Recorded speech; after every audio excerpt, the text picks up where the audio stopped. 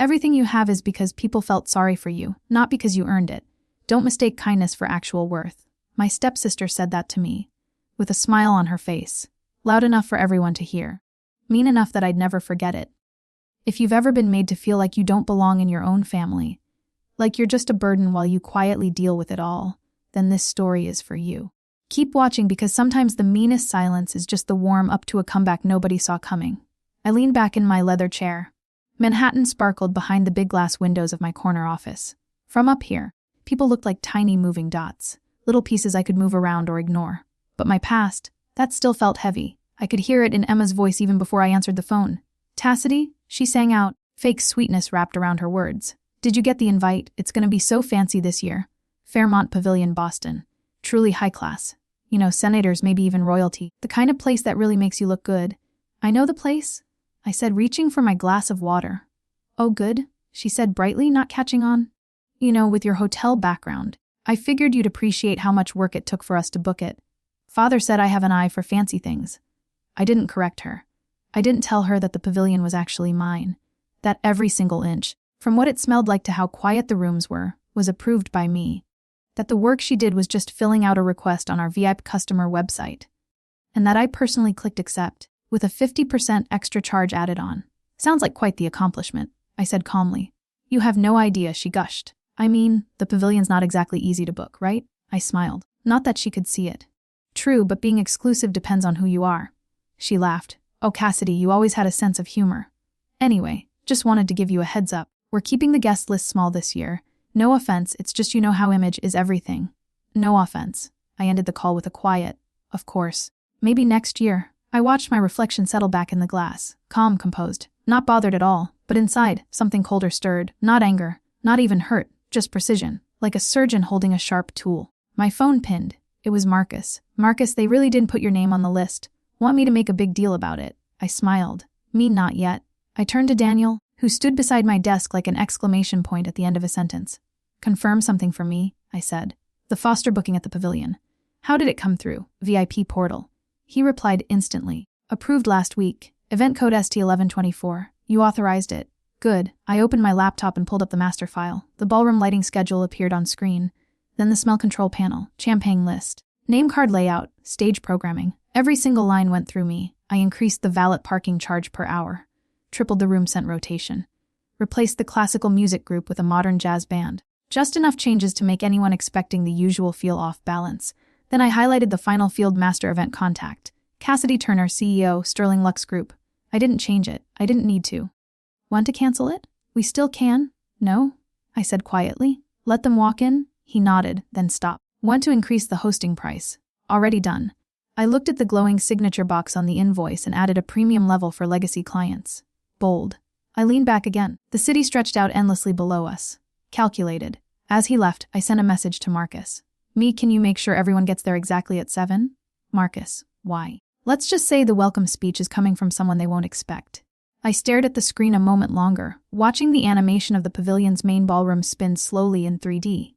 The ceiling, the floors, the lighting, all mine. They had no idea. I thought about Emma's bridal shower years ago, how she'd accidentally seated me near the storage closet. "Your crowd," she'd whispered with a grin, like it was a joke only we were allowed to laugh at, like I was a punchline in a story I never wrote. That chapter was over. I highlighted the scent field and programmed in a new signature smell. Saffron bergamot and steel-cut cedar. The scent of power, of elegance, of new rules. This time, I whispered to myself, I'll be the one handing out the seating chart.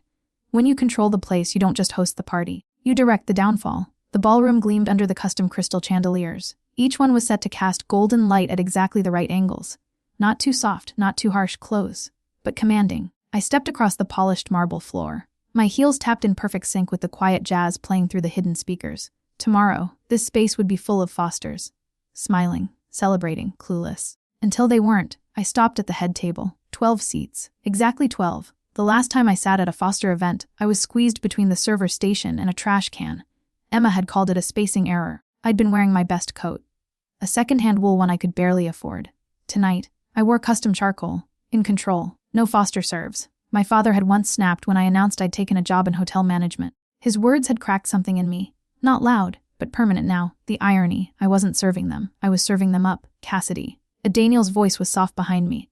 I turned. He held up a tablet. Lighting cues confirmed. Scent machines installed and tested. Jazz Trio arrives at noon tomorrow. Want to approve the champagne list? I took the tablet and looked through the choices.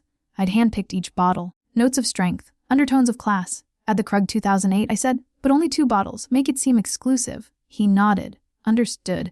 As he walked off, I approached the far corner of the ballroom. A curved LD screen towered 2 stories high behind a see-through curtain. Right now it was blank. It hummed faintly with waiting energy. I pulled up the hidden controls on my phone. The reveal schedule was locked. 7:15.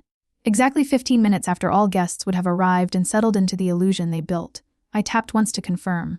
A staff member, a young woman in a blazer too big for her, stepped near. She balanced a clipboard in nervous energy. "Excuse me, miss," she said. "Mr. Sterling wanted these minutes double-checked before printing." I took the clipboard. "Mr. Sterling is quite thorough." "Oh, he is," she said, and responsive.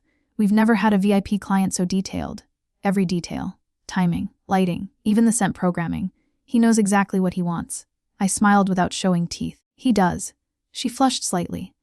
Probably embarrassed at her own excitement. "It's just refreshing. Most clients care about the flowers. He seems to care about how people feel. That's what makes it unforgettable," I said, handing the clipboard back. As she walked away, I adjusted a flower centerpiece half an inch to the left. The table became instantly more balanced, like truth shifting into focus. There's power in details that no one notices until they're wrong. My phone buzzed. A message from Marcus. "Marcus, they think you're working at a roadside motel. Emma actually said maybe she can send cookies from her inn." I read it twice. Then my fingers hovered above the screen. "Tomorrow they'll get more than cookies." I tucked the phone away and headed to the executive suite on the 2nd floor. I had claimed it as temporary headquarters. Daniel was already there, standing beside a wood table holding 6 navy blue folders, each one stamped with a gold symbol, our symbol. "Press kits inside?" I asked. He opened one. Full profiles, financial reports, press coverage, and the master invoice. He tapped the last page. "Approved at the legacy premium rate." I smiled and opened the drawer of the carved desk, lined in soft fabric. One by one, I placed the folders inside, lining up the edges until they looked like something a foster would trust. Distribution plan. Staff trained to hand them to Robert, Emma, Uncle Charles, and the core family once the reveal happens. Good. I stood a moment in silence, staring down at the gold lettering, Sterling Lux Group, underneath backed by SL Partners. They didn't know that name. Not yet, but they would. I turned toward the window. Boston's skyline glowed across the harbor. Timeless and blind, they wouldn't see it coming. I checked my phone one last time. A timer on the screen, black background, white numbers. Reveal 24 hours, 0 hours, 14 minutes.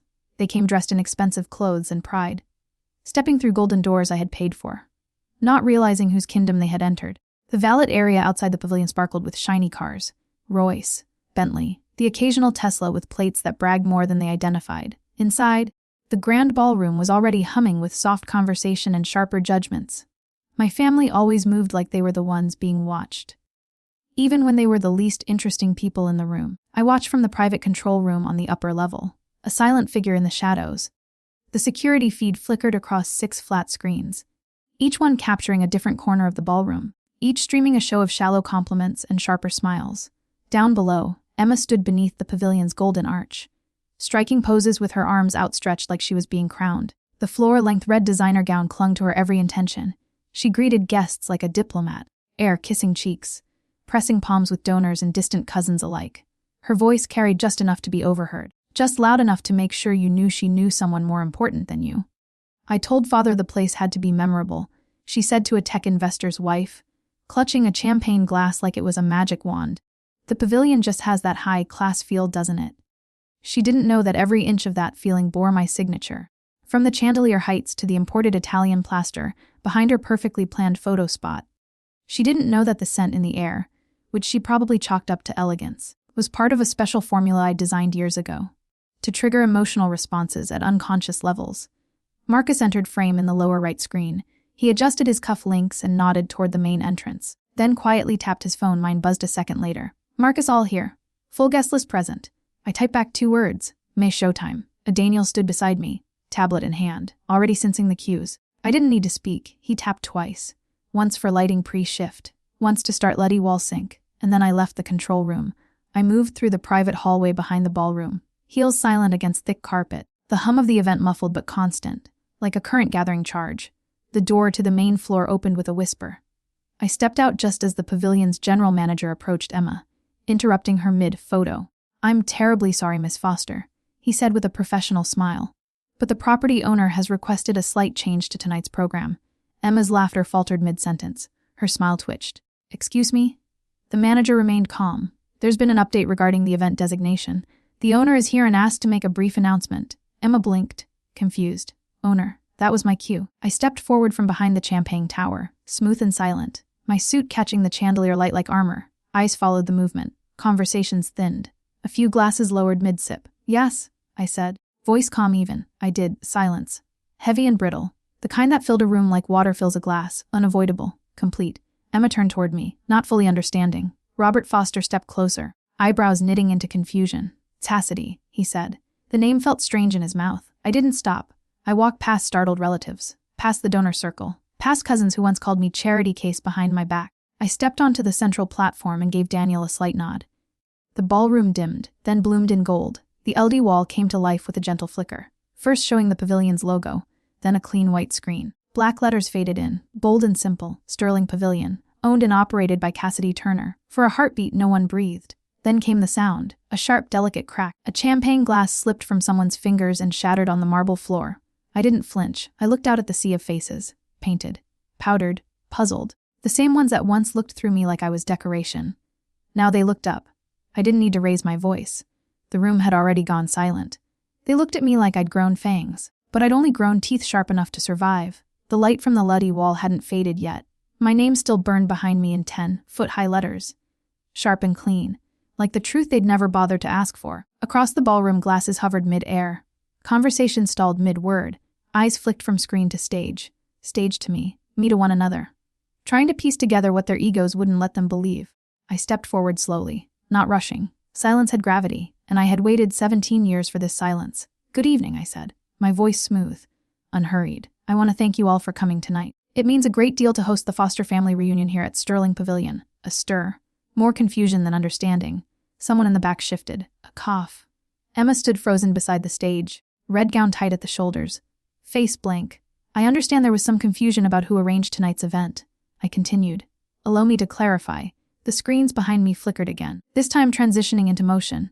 Video clips played in sequence. The first Sterling property in Chicago, my team laying marble floors in Malta, a ribbon-cutting ceremony in Singapore, black tie events across Paris, New York, Dubai logos, headlines, press photos. Then came footage of hotel interiors, hallways with mirrored walls, banquet halls glimmering in amber light, the scent system launching for the first time at the pavilion. Each scene ended with the same logo, Sterling Lux Group, followed by the same signature. Cassidy Turner, founder and CEO. Faces turned. Whispers bloomed like gasps held too long. "And since we're being clear tonight," I said, turning slightly, "some of you will be receiving a folder shortly. Just a small thank you package for your continued belief in tradition." Right on cue, uniformed staff moved across the room. They placed sleek navy folders into waiting hands. Robert, Emma, Uncle Charles, Aunt Patricia. The core Fosters, the ones who had made it clear year after year that I did not belong. Robert opened his folder first. His lips moved silently as he read, in his hands, an itemized invoice for tonight's event, booked under Foster Global Reunion, VP Tier Plus, with a 50% prestige markup. Beneath that, Sterling Lux's company press kit, my biography. A magazine spread headlined "The Woman Who Built Empires While Her Family Watched the Wrong Sister." Emma stared at hers. Her fingers were stiff, her grip too tight. "This is manipulation," she finally said. "This whole thing, it's a setup. You planned this." I met her eyes. Level. "I planned an event, yes. The fact that you didn't know whose event it was, that's not my manipulation. It's your neglect." A few people murmured. Emma flared. "I made this happen. I got us this place. You think showing up in a suit makes you someone?"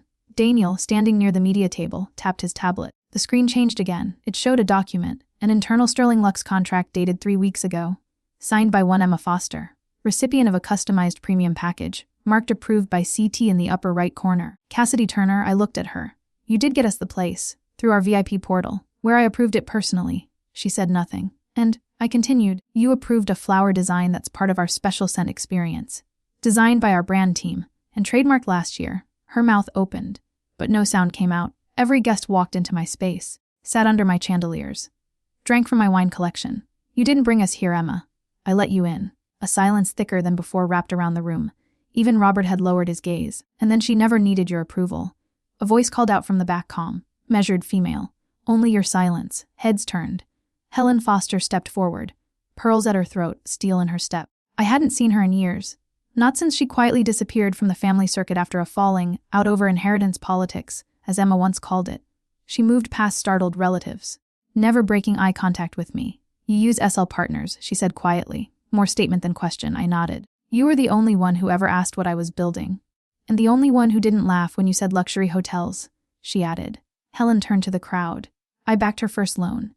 Quietly, through a private account. She didn't ask for help. She earned it now. She gestured to the room. You all finally see who you've been ignoring. I wanted to speak, but no words came. Instead, I let the silence work. Emma stared at the document in her hands. Her voice cracked. This rate. This is 50% above normal. I looked at her with the faintest trace of a smile. Family surcharge. Years of interest. There's something deeply satisfying about watching someone choke on their own pride. By 8 o'clock, the ballroom had emptied of most formal energy. Conversations broke into tight little groups, laughter laced with caution. The champagne hadn't stopped flowing, but people now sipped instead of gulped. The music had softened. The energy had shifted from triumphant to careful, and I was still standing. I made my way to the front desk. A lineup of pavilion staff stood ready behind the marble counter, each holding elegant navy-labeled folders. Their expressions were practiced, professional. Mine was unreadable. Chastity, Daniel murmured at my side. We're ready to begin room assignments. I gave a slight nod. Proceed. Emma was first to approach. She walked with forced composure, her heels clicking faster than necessary, her gown now stiff with the burden of being seen. She extended her hand automatically, expecting keys to her usual top-floor skyline view, bathtub with fancy feet, personalized pillow menu. Instead, the front desk person offered her a sleek envelope marked Queen Standard. B-Wing. A modest room? No windows? Functional? Clean. Emma blinked. There must be a mistake. No, Miss Foster, the staff member said smoothly. Due to unexpected VP arrivals, your reservation was reassigned. We hope the room will still meet your standards. Her jaw tightened. Do you know who am I? Stepped in beside her. Calm. They do, I said quietly. That's why they handed you exactly what was prepared. She turned to me, fury and disbelief mixing on her face. This is petty. No, I replied. This is precise. She took the envelope, walked off stiffly, her spine trying to make up for everything her name no longer could. Cousin Brandon arrived next, grinning like this was all a game. He'd once made fun of the cheap jacket I wore at a Foster holiday party. He hadn't aged into his humor. Cass, he said. Crazy night, huh? Eventful? I agreed, then nodded at the staff member next to me. The man stepped forward. Mr. Foster, your interview is scheduled for 9 a.m. tomorrow. Sterling Lux is reviewing candidates for assistant property manager in Boston. Brandon's face froze. Interview. You submitted your resume through our careers website last month, I said gently. I remember the name. His cheeks flushed. I didn't know. Doesn't change the qualifications we require, I replied. But being on time will help. He took the folder without another word and shuffled off. Suddenly shorter than I remembered. Robert appeared last. He didn't rush, didn't bark orders, just approached in silence. A glass of untouched champagne in one hand. His tie had loosened. His eyes, so often used to looking through me, were finally on me. I suppose this is the part where I say something, he said. I raised an eyebrow. You could? He sighed. I was wrong. The words hung there, brittle. I should have believed in you, or at least paid attention. But you have to understand. I thought I was protecting our family's name. I didn't know. You didn't want to know, I said, my voice even. You made a decision about who I was, and you stuck to it because it was easier than accepting I'd outgrown the version you created. His face twitched. You didn't just doubt me. You erased me. That takes more than a handshake to undo. Robert lowered his gaze. For the first time in my life, he looked small. I don't expect forgiveness, he murmured. But I hope this doesn't end here. I said nothing, just turned and walked away. As I approached the elevator, Marcus was waiting. He had an envelope in his hands. He held it out without a word. You may not want to read this, he said, but I think you should. It was a handwritten letter from Robert. It wasn't revenge. It was closure. Served at room temperature with a view of the skyline they thought I'd never reach. The city glowed like a breathing creature, its lights pulsing softly against the glass walls of the Sterling Pavilion's penthouse. Below, the last traces of the reunion faded. Lauder now quieter, heels no longer clicking with the same certainty. Up here, everything felt still, earned. I stood barefoot by the window, suit jacket draped over the arm of a velvet chair, hair loosened, pulse steady. Behind me, Daniel sat at the bar, tablet in hand. Website traffic's up 300%, he said. Trending keywords Cassidy Turner, Sterling Lux CEO, and strangely enough, Foster family drama. I smirked. Not exactly the brand alignment we planned. Maybe not, he replied. But the message landed. Elegant, ruthless without being cruel. That was the goal.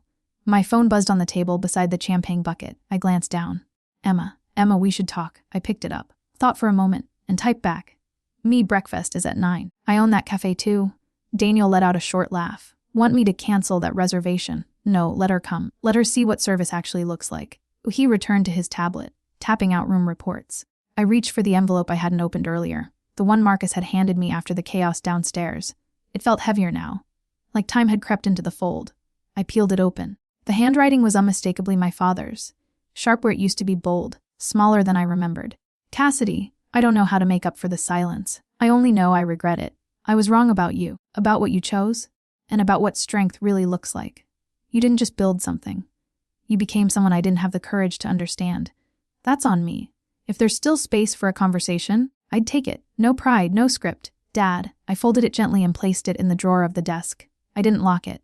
From the hallway, Marcus called out, Daniel wants to know if we're greenlit for Tokyo pre-opening. I stepped away from the window and picked up the phone. Patch me in. A moment later, the line clicked. Tokyo headquarters here. It's Cassidy. Everything's ready. Final confirmation. One question, I said. Name of the top suit in the new tower. There was a pause on the other end. Untitled as of now. I smiled. Call it the Foster. Silence. Then. Understood. I ended the call and sat down at the desk, the letter still quietly resting a few inches from my hand. My phone buzzed again. Daniel sending over early press mock-ups. I swiped it away. Instead, I opened my notes app, typed a single sentence. You don't need to silence the past. Just build louder than it ever spoke. They tried to silence her with shame, but she answered with legacy. The ones who once mocked her success now walked through halls she designed, breathed air she curated, and paid for the privilege of being seen by her. Justice didn't come with fury, but with facts, elegance, and a receipt, like the final note of a long-forgotten song. Justice may arrive late, but it rings powerfully once it's heard, because when the past underestimates you, the greatest victory is building a future so undeniable it speaks for itself.